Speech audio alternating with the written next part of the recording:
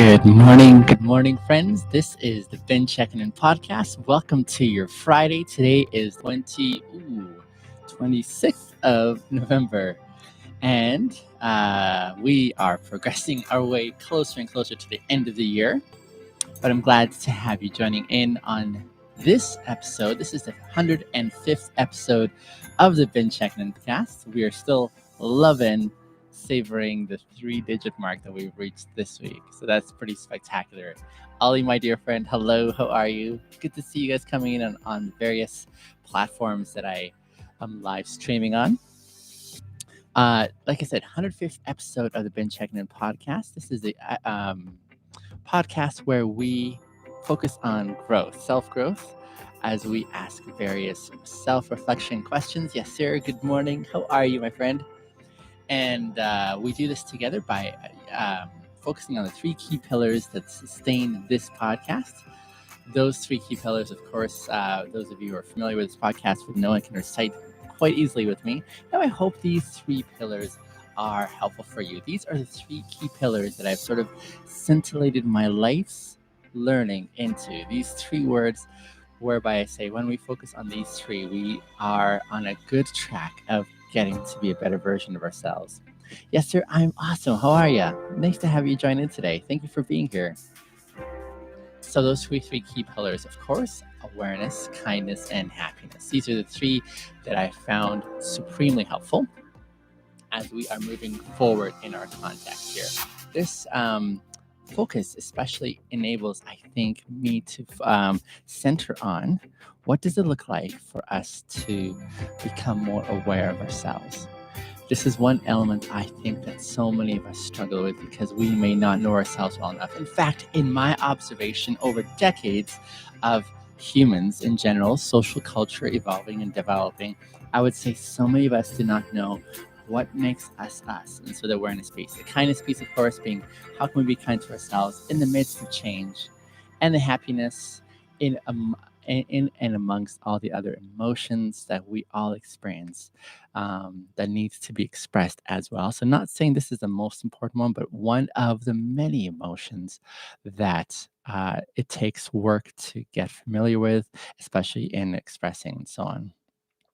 Am I still an Uber driver? I should have like frequently answered questions, and this is one I'm going to have at the top of that list. But no, I'm not driving Uber currently, although I'm still logged on with Uber, and I still love the business dynamic, and I have intentions of driving for Uber again in the future, but at this present moment, not right now. I am instead right now. I just actually. So I guess this is a bit of a new announcement. This week, accepted a new position as a truck driver for a distribution company here in my city. A truck driver, whereby I'll be delivering food supplies to various restaurants around the city. So I'm looking forward to that new opportunity and so branching out that way.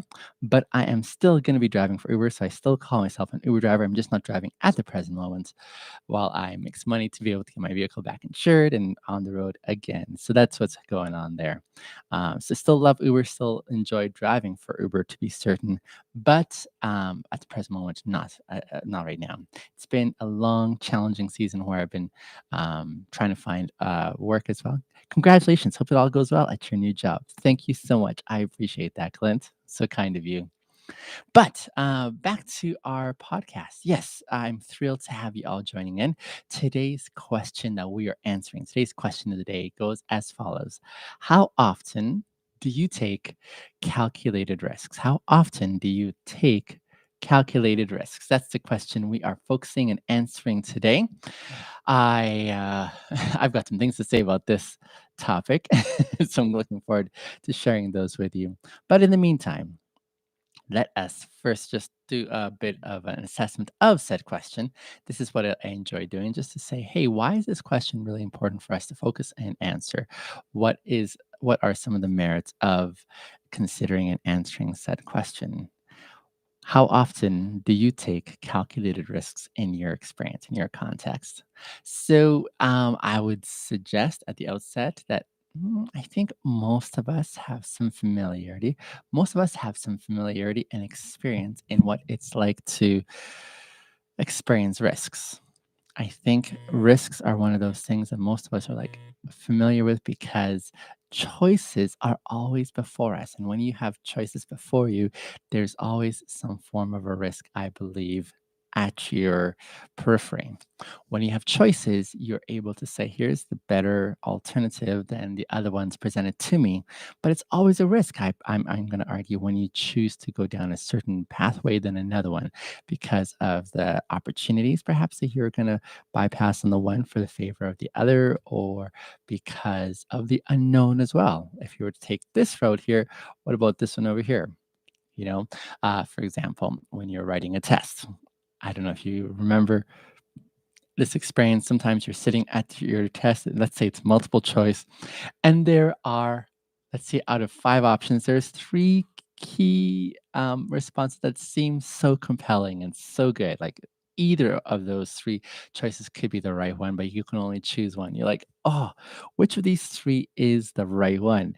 And so you are about to take a risk because 'cause you've got options, you've got choices. You have 5 options, you've already gotten rid of 2 of those options, saying, "Yeah, these are definitely not them. It has to be one of these 3, but these 3 seem so good." And so all you're left at the end of your deliberation, because you know the time is also ticking along and you have to make a choice.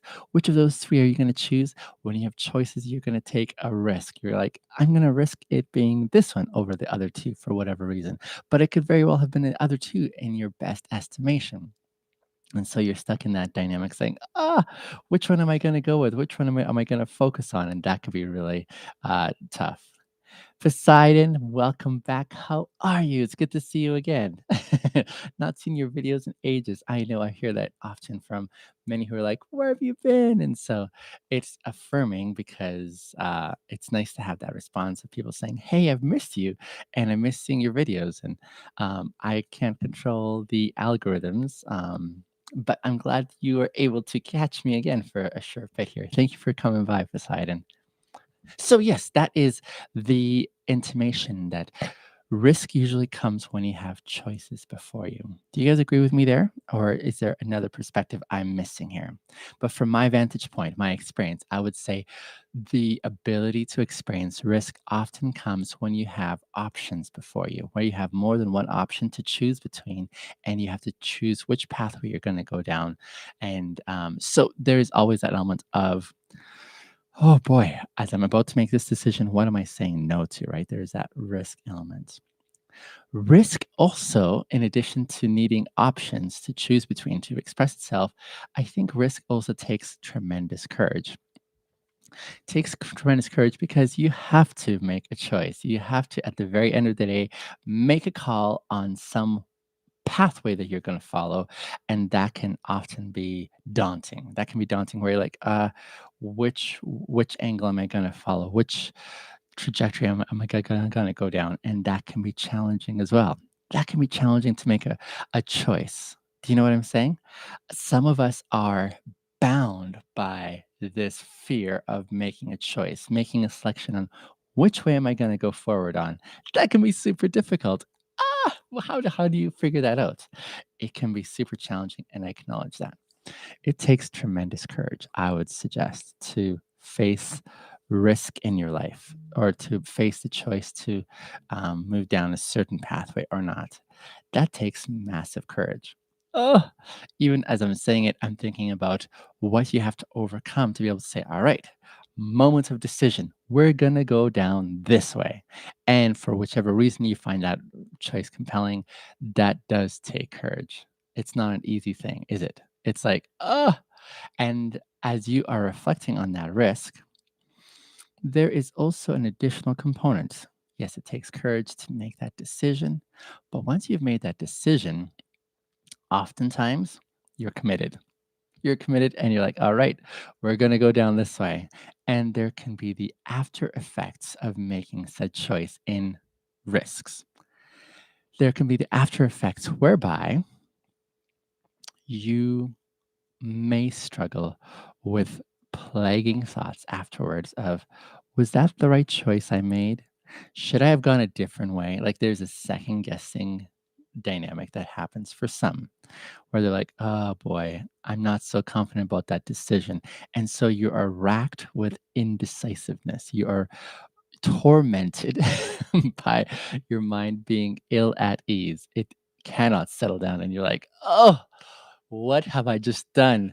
Did I choose the right way? The other options now seem far more compelling than the one I chose. And so your mind is in this state of purgatory where it's saying, I don't know if that was the best choice for me going forward. Wow, there is so much going on when you are considering the the option of taking a risk by choosing and saying which way am I gonna go. So that is the challenging part. Um, yes, so just getting a message coming in here. So those are some of the elements that I identify when we are facing risks in our life. Now, I worded the question in a very specific way. I classified risks not as blind risks, just taking any risks for the sake of taking risks. However, I was very specific when I was saying, how often do you take calculated risks? Calculated risk because I think those are the kind of risks that we want to determine and consider carefully. Calculated risks as opposed to blind risks. Calculated risks as opposed to just kind of shooting in the dark and hoping we get somewhere that we were hoping to get to. That's what I'm trying to describe and nuance or get right down at the very core of too. That's what I was thinking is really important. How often do you take calculated risks? I think for some individuals, I don't know how often this happens. I'm not sure if you're one of these individuals. Some individuals don't take the time to consider, think through, process, and weigh their options. Now, I was saying before a risk can be taken, you first of all have to consider various alternatives. You must have various options from which to choose from. And that's like a necessary prerequisite before you take a risky choice. However, as you're considering taking said options, I would encourage the application and commitment of careful thought and consideration of your options, of your choices. This is really important. In the absence of which, you may find some unhappy experiences whereby you're like, this is not the way I wanted to go. And I wish I had given more thoughts to this. Calculated risks implies that you are cautious about selecting which pathway you're going to go down. Calculated risks implies that you are being judicious, you're being selective, you are being thoughtful in the way that you're proceeding forward in considering your options. It means that we're applying our mind, our brain, our thought, our reason, our intellect, our logic. All these components are super important for us as we consider the options before us. When we don't employ these tools that I've just listed, then I feel we are basically just trusting luck and hoping for the best, and we don't get to be aware, that first pillar of ourselves, of why we chose whichever way we were going to go with. It's really important that as best as we can, we're applying ourselves to which is the one that is best going to serve me. And usually, when you have to make a choice, most of us make choices on the premise that we're going to choose the best scenario that will serve our needs, our place in life, our context in which we're in. Rarely do we ever say, I'm intentionally choosing the worst case option for myself. I'm choosing the worst scenario that is gonna be a disadvantage for me. Most of us don't do that. We, by nature of our desire to survive and to thrive, are gonna choose the best case scenario, and hence why this element of making the risk a calculated risk, a very well discerned risk, a well chosen choice, for example. These are some of the reflections that I'm thinking of as we look at this question: how often do you take calculated risks? There's that other element of this question that asks, how often do you do it? Some of us, we do not like this frontier where we have to choose. And so we diminish and try to edge out all of those opportunities whereby we'll have to make choices. We like to have things in such a way whereby we don't have to choose, where we don't have to wrestle with this option. And so we sort of go forward on that premise saying, how can I have fewer opportunities to make said selection? And so we actively go about making sure that things are very static, things are very predictable, things are very they're going in a way whereby we don't have to focus on this element. There is that. However, I would say that is that is one way of going forward as we consider the opportunities and experiences we have in life. But in so doing, how can we also be aware that that is what we're doing? How can we be aware that this is actively the step that we're taking and saying, how can I manage? How can I diminish? How can I control and assess how often I'm going to be able to have to make these choices? Others of us are far more open to doing this a lot more often. I'm one of those. I am often on the lookout for choices that will help me get to the next level. I'm very intentional, I'm very ambitious. And so I am often looking for opportunities where I can make choices, which means I'm often having to make calculated risks. Often I'm doing this because my dynamic gives me daily sustenance in this component of making these choices. That's quite a bit to suggest, isn't it? In this area of how often we take calculated risks in our lives.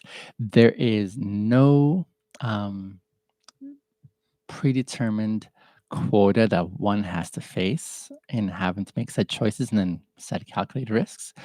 It's totally all right for some people to be like, actually, this is not my jam, so they diminish that. That's totally okay, and then it's fine for others who are like me, who resonate more with me and saying, I look for as many opportunities as I can to make these decisions and choices and practice taking calculated risks. There is no sort of like set way that is right or wrong. I think it is quite open to where you're at in your life and the experiences that you're navigating as you consider these options. So, what does that look like for you?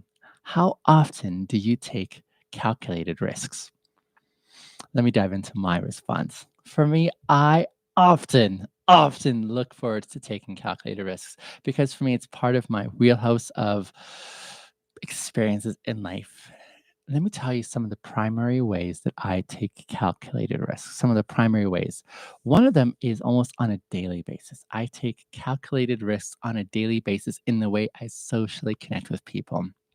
In fact, one of the things my friends often say to me is, Biniam, we don't understand how you get away with asking some really deep personal questions from people. We don't get how, like, we would never do that or, broach that as early in a conversation as you're able to do, and yet you're able to do it. And we don't get how you get away with it and asking these kind of questions.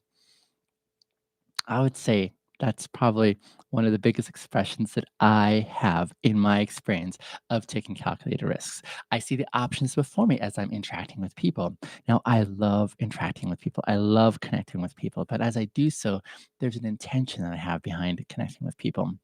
When I connect with people, I want to connect with them at such a space whereby I want them to feel that my intentions for them and the way I'm engaging with them are good. I wanted them to feel and walk away with that perception that, this person is for me in a good way and not in a bad way. I want to see that being actualized. And so, one of the things I'm very careful about is the demeanor in which I'm approaching them, in the manner in which I'm engaging them, in the way that I'm making them feel, especially in those first few moments. I want to connect and convey my intention, whereby their conclusion in their experience of engaging with me is, okay, this person isn't going to try and rip me apart. I feel safe in this person's company. I feel this person is trustworthy. I feel this person is approachable. I feel this person is gentle. I feel this person is respectful. I want all those things to be palpable and very much felt at the outset of me engaging with someone. That's a lot going on right there. There's a lot going on right there as I engage with these individuals that I get the pleasure of engaging with. And I want to establish that from the get go in a very determined way, whereby it's unambiguous. Now, I've been able to do this for many years, decades, in fact, that I've been able to work this art. I would call it an art form in which I can present myself in a certain way whereby others can read my intentions. Yesterday, I was meeting someone for the first time, and as we were hanging out, this person was saying that even from the moment when we were just interacting and chatting, they felt okay, this person has a good energy, but then they weren't sure if this would carry on in person. But when I walked into the establishment where we were meeting for the first time, I just gave them a smile and a wave. They told me right off the bat they could feel that energy, and they said I'm one of the most positive, energetic forces that they've been around for a very long time, and they rarely meet people like that. But all that to say, I'm not surprised when I hear this from people because this is an art form I believe that I worked on for a very long time to try and cultivate when I connect with people. And there's an intention for why I employ this art form because my desire is to connect with people, to understand people, to see them when I'm spending time with them, to give them that sense that this is really meaningful, important. And so I lay down that framework. I lay down that premise, that sense that they feel this is a good thing that I get this opportunity to spend time with this person. And as they are experiencing that, the usual response is they are opening up those zones inside of them, which they say, this is my protected place that no one is ever going to experience until they've earned that right. In essence, another way to say it is I have had the pleasure of being invited into those sacred spaces that people reserve for only the trustworthy in their life. They say, all right, come on in. I think you're safe in this way. And I build up trust as they safeguard various things and test me along the way, saying, how's this individual going to treat what I'm going to share with them here? Are they being respectful? Are they being gentle? Are they being um, smart about how they're dealing with it? Like all these elements are going on. And over, I continue to earn that trust, whereby said individuals continue to share more and more of themselves. And that is something that I find supremely honorable to be able to be in that space, to be able to share in those moments with them, and to be able to say, this is really valuable and meaningful. And I'm so glad I'm here. And so it's in that zone that I cultivate that I start taking calculated risks. Calculated risks where the questions I start ask and inquire, the things that I am sharing as well, are risky. Risky. These aren't conversations that they have just in general with anyone. These are conversations perhaps that they only get to after quite a few sessions with their therapist or their psychologist, and yet they're having it with me on the first time we meet. This is something that I feel supremely grateful for that I get to experience in my life as people share this side of me, this part of themselves with me. And in that space is when I start taking some calculated risks to be able to say, now that my intentions have been established, that I want to care for you, I want to honor you, I want to learn more about you, I want to ask some deep questions in relation to yourself. I want to become more aware of who you are with the questions that I'm about to ask. These are going to dig deep, but with permission, I would like to learn the answers to these questions. Do I have your okay in moving forward? This is that zone where I take plenty on a daily basis of calculated risks. Calculated risks because the response could very much be, how dare you ask that? That's none of your business. Move out of here, kind of thing. That could very well be the response. But because I've worked at my art so carefully, I've been able to learn how to earn that trust, to move into this space where they're able to share with me based on the calculated risks that I was taking with them. Now, note something very important here.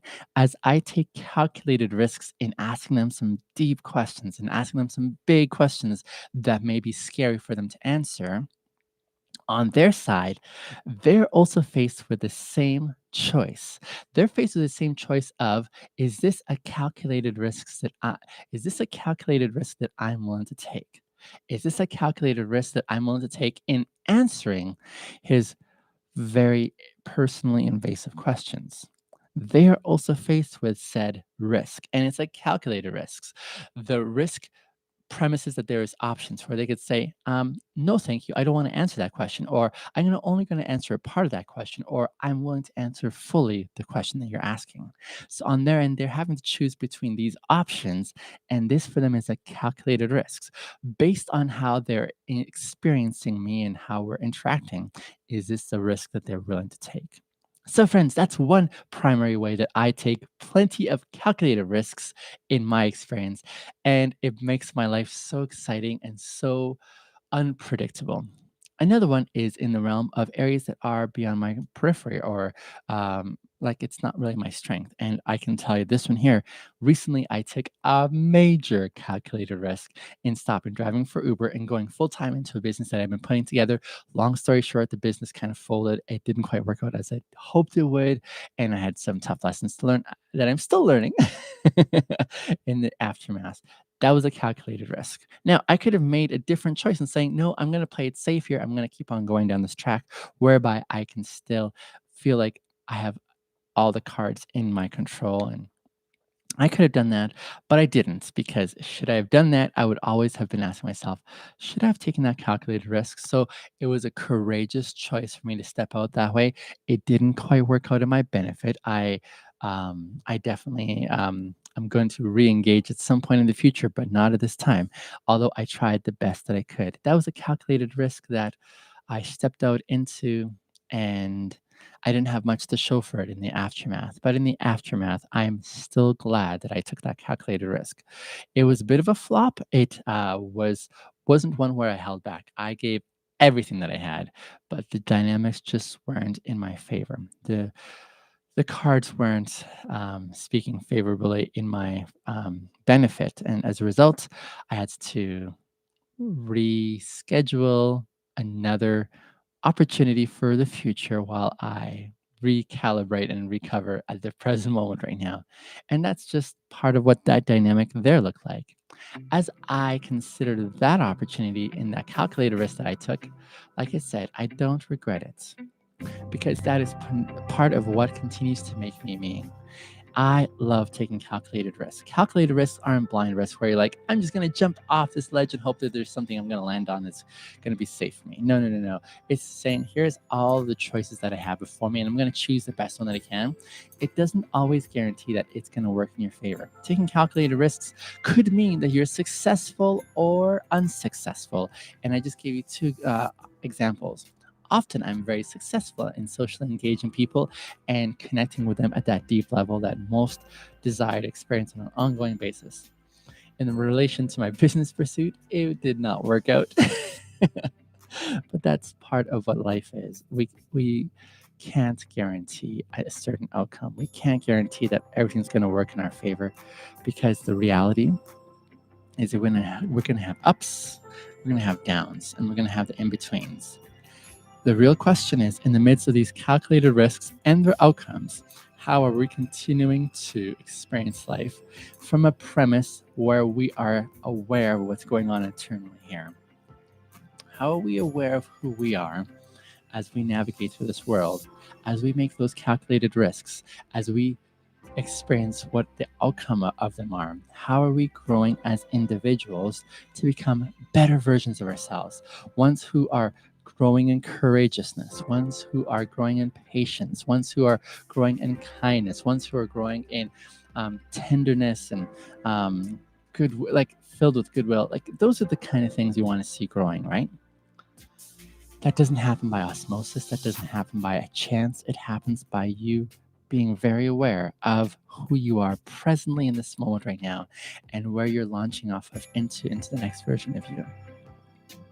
Secondly, it also entails that as you are growing, because we're all shifting and changing over time, as we grow in stature, how are we also growing in the ability to cut ourselves some slack? Because we need some kindness along the way. and pursuing your happiness as you process all of the other emotions which are just as necessary.